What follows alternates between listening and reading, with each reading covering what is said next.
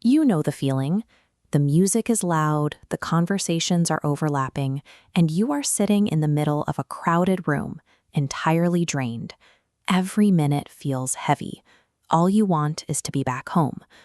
We often confuse the physical state of being alone with the negative emotion of being lonely.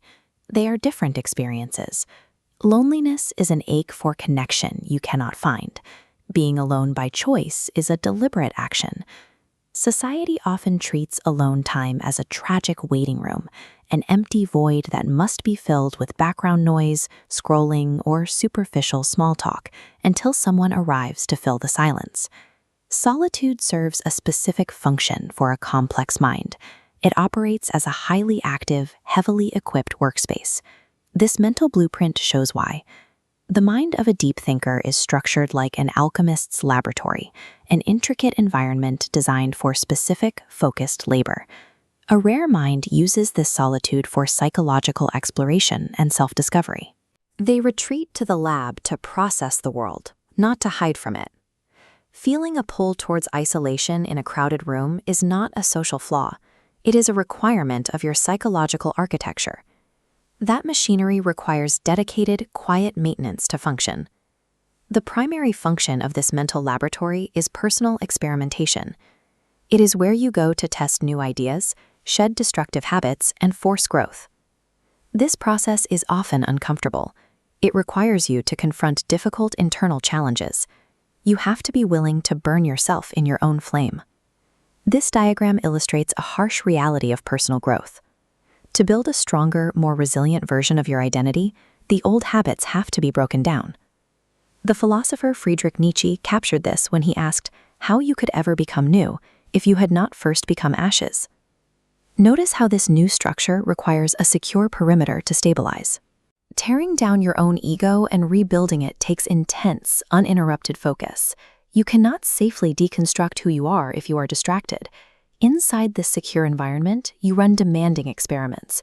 You sit quietly and confront your personal flaws. You map out long-term ambitions. You do the difficult work of healing past trauma. Try doing any of that while simultaneously managing superficial social interactions. You cannot dissect your deepest fears while politely nodding along to a conversation about the weather. True self-improvement is inherently destructive to the old self. This vital fire needs oxygen and stillness, and it will immediately extinguish if exposed to a loud, distracting environment. Not everyone possesses this type of intense internal laboratory, and more importantly, not everyone wants one. A large portion of society prefers the safe, noisy lobby of life. They enjoy the constant hum of external validation. There is nothing wrong with that preference. But great things remain for the great, abysses for the profound, and the rare is for the rare. Deep minds require deep environments to function. This brings us to the primary conflict, the solitude thief. These are individuals who barge into your internal workspace for no other reason than to kill their own boredom. Here is what happens when an unwelcome guest forces their way into your space. They disrupt the fragile emotional experiments you are running. The intense focus you spent hours building is shattered, simply because someone else wanted to vent. True company looks different. When someone respects your psychological space, they do not disrupt the system. They dock seamlessly with your ideas, offering true companionship. The quality of your company must equal or exceed the value of your solitude. If it does not, the interaction is a literal theft of your mental energy. It is perfectly fine to walk away from small talk. You are not broken for wanting to leave the party early. Your aversion to superficiality simply means you have high standards for who is granted access to your internal laboratory. You are protecting a sensitive environment.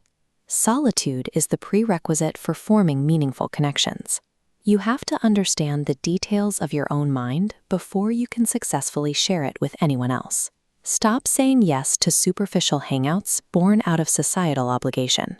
Protect your time and energy. You must fiercely guard the door to your internal workspace. Do not let casual thieves steal the quiet hours you need to do your real labor. Willingly burn in your own flame. Take the quiet time necessary to figure out exactly who you are.